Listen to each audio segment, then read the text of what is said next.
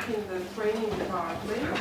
I take the occasion to introduce also my colleagues.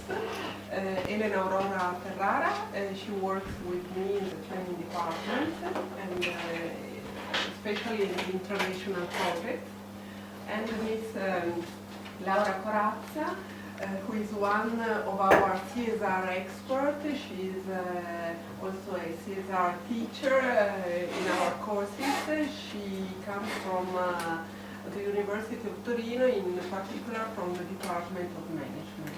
Our region is one of the most internationalized of the country, and in fact can help us to establish good links both with companies and with local authorities on the territory. Good afternoon again. I will give you a brief presentation about this project, LOIES, that is an acronym that means Lessons and Option for an Integrated and European CSR Approach.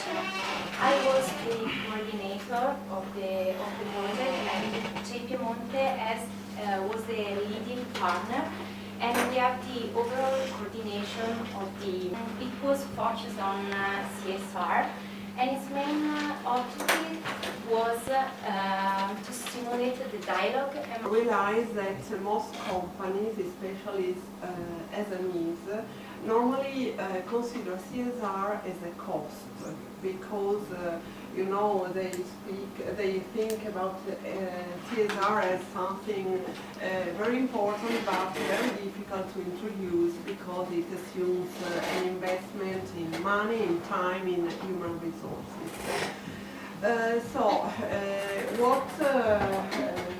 What do we do with them? We'll try to help them understand that CSR is an opportunity. So we just try to make them consider the aspect from another side. Why now CSR can be considered as an opportunity? Because we think that the times now are ready for a real integration of these principles. And we have some fixed points. For example, the European Union strategy, the so-called 2020 strategies, expressly states that economic growth, must be smart, sustainable and inclusive. So smart is related more to education and technology development. Sustainable means that it must respect the environment.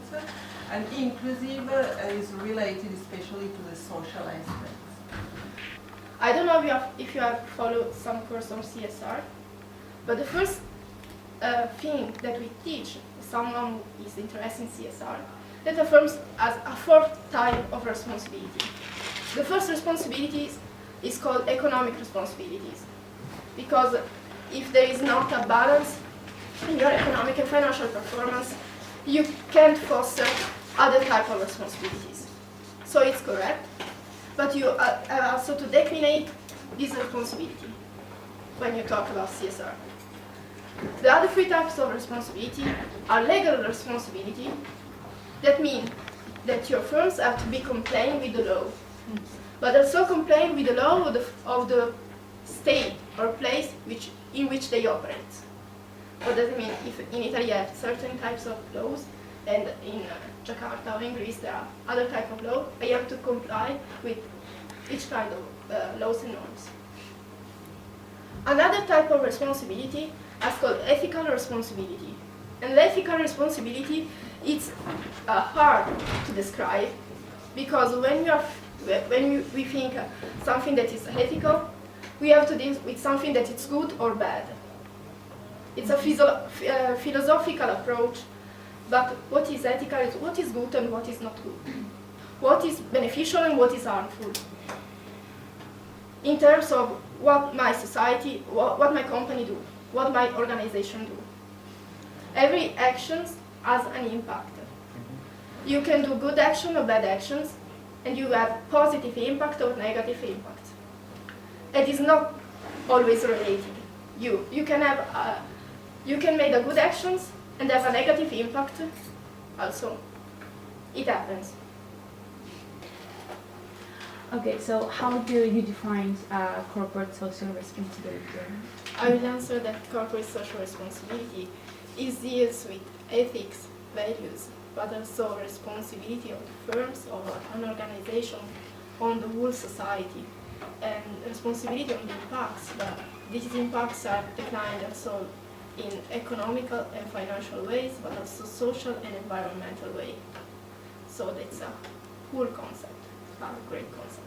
And how is the CSR important for the society in general? I think the CSR is vital for a company, and that this concept became more and more important for every kind of organization, and it changed the way to manage the firms in the future, in the very next future. Okay. There are people that believe that actually they confuse CSR with the meaning of charity. Yes. How, like, is CSR actually related to charity or is something beyond that? Okay. CSR is related to charity, but CSR is not charity.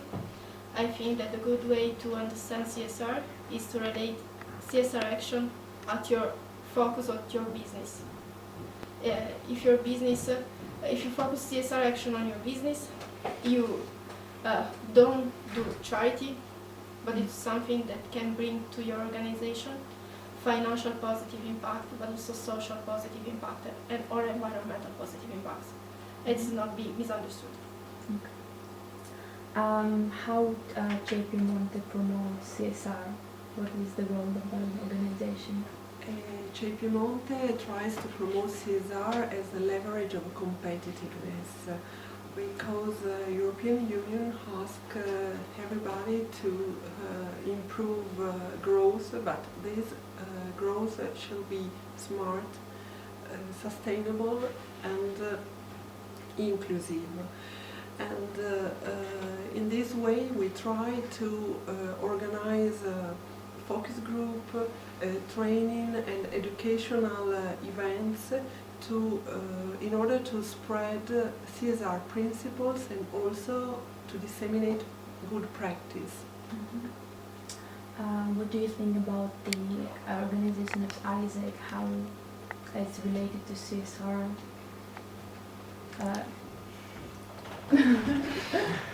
That AIESEC is involved in this subject also because you are the future generation, and so probably you will be future entrepreneurs, future managers, and so we have really to change the way of doing business. And so you represent, this interest represent for us a real challenge for the future. If you have to give any message to young people that, I don't know, are looking to do something for entrepreneurship, innovation or anything, an advice or anything? I can suggest young people to maintain their creativity. They're willing to innovate, even if in this period I understand it's very difficult. When I was 25 and finished my university, the times were easier.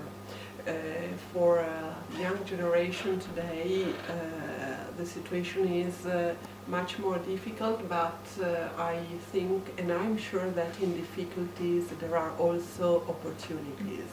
And so I suggest not to lose your faith in the future, and you're willing to change the world as every young people has to think to do.